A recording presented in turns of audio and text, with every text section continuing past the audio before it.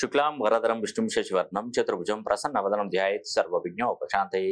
ఓం శ్రీ గురుభ్యో నమః. నమస్తే అండి, నేను మీ రామకృష్ణిహాన్, ఆస్ట్రో న్యూమరాల్స్ని. అందరూ ఎలా ఉన్నారు? ఈరోజు వృషభ రాశి గురించి మనం తెలుసుకుందాం. ఫిబ్రవరి 2024లో ఫిబ్రవరి మాసంలో వృషభ రాశి వారికి ఈ విధంగా ఉంటుంది. ముఖ్యంగా మీకు ఒక అద్భుతమైనటువంటి శుభవార్త మీకు తెలియజేస్తున్నాను. వృషభ రాశి వారికి వినండి, చక్కగా విని దాని ప్రకారం వెళ్ళండి, బాగుపడండి, 4 పైసలు సంపాదించుకోండి, ఉన్నతంగా జీవించండి, మీ తల్లిదండ్రులు చక్కగా చూసుకోండి, సమాజంలో మంచి పేరు తెచ్చుకోండి. ఇవన్నీ చేస్తే బాగుపడే వాళ్ళు మీ తల్లిదండ్రులు, నేను. మన ఇద్దరి మధ్య మూడో వ్యక్తి ఎవరు ఉండరు. ఇంకా మీకు నాకు మధ్యలో మూడో వ్యక్తి మీ తల్లిదండ్రులే. ఆ భగవంతుడు మన అందరినీ కన్నవాడు కాబట్టి ఆ భగవంతుడు మనకి ఎప్పుడు అతని పిల్లలేవే కాబట్టి అతను మనకి ఎప్పుడు ఎల్లవేళలా మంచికి మంచి, చెడుకు చెడు చేసేటువంటి అది చేస్తుంటాడు భగవంతుడు. ఎప్పుడు నువ్వు మంచి చేస్తే నీకు మంచిగా చేస్తాడు, నువ్వు చెడు తల పెట్టకుండా నేను అది చేస్తాను, ఇంకా ఇబ్బంది పెట్టాను.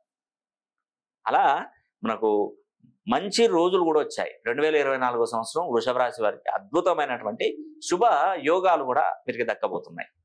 ఈ సంవత్సరం వేస్ట్ చేసుకోకండి, దయచేసి చెప్తున్నాను. పేరున వృషభ రాశి వారికి మీరు టైం వేస్ట్ చేసుకోకండి. మీకు ఉద్యోగం వచ్చినా నాకు ఫోన్ చేసి చెప్పండి, వివాహం జరిగినా నాకు ఫోన్ చేయండి, విదేశాలకు వెళ్ళినా నాకు ఫోన్ చేయండి. లక్షల రూపాయలు, కోట్ల రూపాయలు సంపాదించినా, లక్షలు కోట్లు సంపాదించినా నాకు ఫోన్ చేయండి. సంపాదిస్తారు, సంపాదించకుండా ఉండరండి. మీకు ఆ టైం వచ్చింది. మీ గడియారంలో ముళ్ళు ఎలా పాజిటివ్గా తిరుగుతుందో మీకు టైం కూడా అలా మీకు పాజిటివ్గా తిరుగుతుంది. ఈ సంవత్సరం నుండి 2024 సంవత్సరం నుండి మీ అనుకున్న పనులు అనుకున్నట్టుగా జరగబోతున్నాయి. ఎందుకు 2024 అంత ప్రాముఖ్యత ఏంటి? ఫిబ్రవరి మాసంలో ఎందుకు? ఇది మాఘమాసం కదా, ఫిబ్రవరి మాసం అంతా కూడా. ఈ మాఘమాసంలో మరి ఎంత శుభ ఫలితాలు వస్తాయో తెలుసా మీకు? మంచి అద్భుతమైనటువంటి మాసం అండి. ఈ 11 దాటితే మనకు మాఘమాసమే కదా.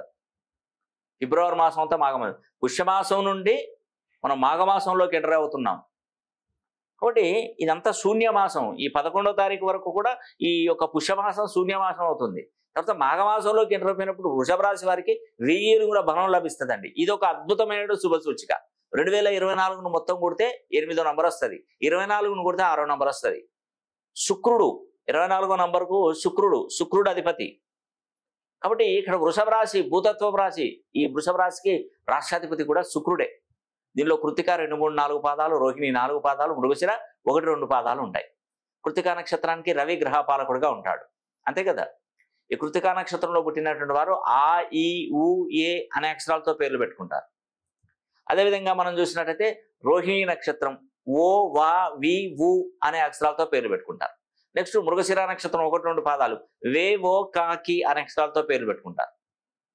కాబట్టి ఇక్కడ మనం చూసినట్టయితే వృషభ రాశి కృత్తికా నక్షత్రానికి రవి అధిపతి, రోహిణి నక్షత్రానికి చంద్రుడు అధిపతి, మృగశిర నక్షత్రానికి కుజుడు అధిపతి. ఇప్పుడు వృషభ రాశికి కృత్తికా నక్షత్రం ఉందనుకోండి, కృత్తికా నక్షత్రానికి నక్షత్ర పాలకుడు సూర్య భగవానుడు. ఈ కృత్తికా నక్షత్రం వృషభ రాశి వారు ఎప్పుడు బాగుపడతారంటే ఈ యొక్క మనకు రవి మేషరాశిలోకి ప్రవేశించిన వాళ్ళకు అత్యున్నతమైనటువంటి హోదా కలుగుతుంది. తులారాశిలోకి ప్రవేశించాడు అనుకోండి, నష్టపోతారు. ఈ పాయింట్ గుర్తుపెట్టుకోవాలి. తర్వాత రోహిణి నక్షత్రం చంద్రుడికి ఉచ్చరాశి ఏంటిది? వృషభ రాశి. నీచరాశి వృశ్చిక రాశి.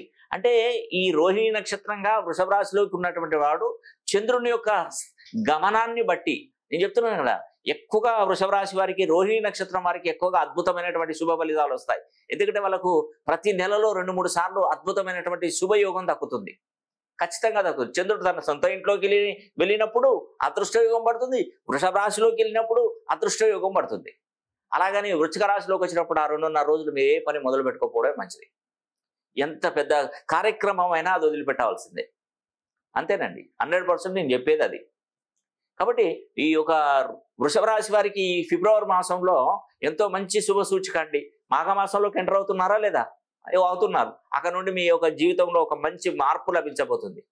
ఇక్కడ చూడండి, ఆదాయం 2, వ్యయం 8, రాజపూజ్యం 7, అవమానం 3. అంటే గత సంవత్సరానికి పోలిస్తే ఇప్పుడు తగ్గింది ఆదాయ వ్యయాలు. కానీ 2024 మిమ్మల్ని డిమాండ్ చేస్తుంది, అయ్యా నేనే ఉన్నాను, నువ్వు వెళ్ళు. ఇప్పుడు మనకు అపోజిషన్ పార్టీలో ఉండి మనకు బలం తక్కువ ఉంటుంది. అపోజిషన్ పార్టీ, రూలింగ్ పార్టీ అయితే ఎట్లా ఉంటుందండి? రూలింగ్ పార్టీ ఉంటే నీ గ్రహ స్థితిగతులను కూడా మార్పు చేస్తుంది.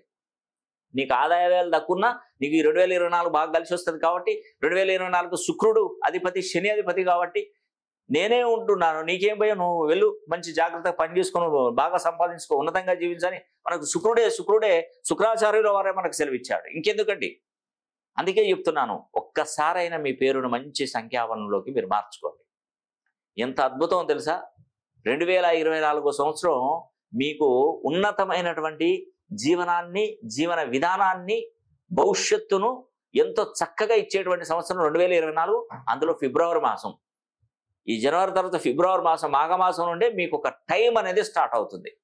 అందుకే పదే పదే ప్రతి ఒక్కరికి చెప్తున్నాను, వృషభ రాశిలో జన్మించినటువంటి వారు మీరు ఒక్కసారైనా నన్ను పర్సనల్గా ఫోన్ లైన్లో కలిసే ప్రయత్నం చేయండి. మీకు మంచి మేలు జరిగే విధంగా నేను చేస్తాను. ఇప్పుడు ఉన్నటువంటి గ్రహస్థితి, ఫిబ్రవరి మాసంలో ఉన్నటువంటి గ్రహస్థితి వృషభ రాశి వారికి ఏ విధంగా ఉంది? శని దశమ స్థానంలో ఉన్నాడు, 10వ ఇంట్లో, రాహు 11వ ఇంట్లో ఉన్నాడు, గురువు వ్యయంలో ఉన్నాడు, కేతు పంచమ స్థానంలో ఉన్నాడు, కుజ బుధ శుక్రులు 8వ స్థానంలో ఉన్నాడు, అష్టమ స్థానంలో. తర్వాత రవి 9వ ఇంట్లో ఉన్నాడు, రవి 9వ ఇంట్లో ఉన్నాడు. కాబట్టి ఇక్కడ ఏంటంటే గ్రహస్థితిగతులు చాలా మంచి, మీరు ఒక అద్భుతమైనటువంటి కాలమానంలోకి ఎంటర్ అయిపోయారు మాఘమాసం నుండి. ఇక మీకు తిరుగు ఉండదు. ఎందుకు ఉంటుందంటే తిరుగు అసలే ఉండదు. లైఫ్లో మంచి నిలదొక్కుంటారు, ఉన్నతంగా జీవిస్తారు, ప్రమోషన్స్ వస్తాయి, ఉద్యోగంలో మీకు ప్రమోషన్స్, చక్కటి లావాదేవీలు, వ్యాపారంలో చక్కటి లావాదేవీలు. ఇప్పటి వరకు నష్టాలలో ఉన్నటువంటి వారు ఇప్పుడిప్పుడే మనకు ఒక చిగురు, ఒక వృక్షం ఎలా ఆకులను రాలిపోయిన తర్వాత మళ్ళీ చిగురిస్తుంది చూసారా? అలా చిగురించబోతుంది మీ జీవితం. పచ్చగా చెట్టు నిండా మొత్తం ఆకులన్నీ పచ్చగా ఓడిపోయి చాలా బ్రహ్మాండంగా ఉంటే డబ్బు మీ దగ్గరికి వస్తుంది. పచ్చ నోట్లన్నీ మీ దగ్గరికి, మీ చేతిలో టచ్ ఆడుతూ ఉంటాయి, డబ్బు అంతా కూడా. దీనికి లోటు ఉండదండి. పిల్లల చదువు విషయంలో లోటు ఉండదు, వివాహ విషయంలో లోటు ఉండదు, ప్రేమ వివాహాలు జరిగే అవకాశాలు ఉంటాయి, ప్రేమించి వివాహాలు చేసుకోవడం, తల్లిదండ్రులను ఒప్పించడం, ఇవన్నీ కూడా ఈ ఫిబ్రవరి మాసంలో ఒక కొలిక్కి వస్తాయి. ఈ శూన్యమాసాన్ని వదిలిపెట్టండి. ఈ శూన్యమాసంలో మీరు సంప్రదింపులు చేశారనుకోండి, వాళ్ళు వచ్చి మీ ఇంటికి వచ్చాడు, మీళ్ళు వచ్చి వాళ్ళ ఇంటికి పోడు, మాటలు చేతలు ఏది చేసినా కూడా ఫెయిల్ అవుతాయి. మంచి మంచి సంబంధాలు కూడా, వాళ్ళు ఏదో మూడ్లో ఉంటారు. ఒక అబ్బాయి నా దగ్గరకు వచ్చాడు, సార్ నేను ఒక అమ్మాయిని ఇష్టపడుతున్నాను కానీ వాళ్ళ తల్లిదండ్రులు ఇష్టపడట్లేదు అంటున్నాడు. అంటే మరి నువ్వు అడిగావంటే నేను అడిగాను సార్ అన్నాడు. ఎప్పుడు అడిగావంటే ఈ శూన్యమాసంలో అడిగాడు. కాదు, సెట్ కాదు అది. ఇప్పుడు మ్యారేజ్ చేసేటువంటి తల్లిదండ్రులు ఎట్లా ఉంటారంటే, ఇటు 7 తరాలు అటు 7 తరాలు ఆలోచించి పెళ్లి చేస్తారు. వాళ్ళు ఏ క్షణంలో ఎక్కడో ఒక కాడ నేను తప్పు పట్టారనుకోండి చిన్న విషయంలో, అది ఎక్కువగా మనల్ని చూపెడుతూ ఉంటుంది. కాబట్టి ఏంటంటే వాళ్ళ మీద శనీశ్వరుడు కూర్చున్నాడు అనుకోండి, శని భగవానుడు కూర్చున్నాడు అనుకోండి, మంచి మంచి సంబంధాలు కూడా అవి దగ్గర రాకుండా అయిపోతాయి. ఒకతను నా దగ్గరకు వచ్చే అతను, నేను చెప్పిన ఆయనలే, ఎవరు చెప్పిన ఆయనలే, ఆయనే వాళ్ళ అమ్మాయి కోసం మంచి మంచి సంబంధాలు, ఒక చిన్న మైనస్ ఉన్నా కూడా వద్దు, చిన్న మైనస్ ఉన్నా వద్దు అని కొన్ని వందల సంబంధాలు చూసి ఒక్క కాడ బోర్లో పడిపోయాడు.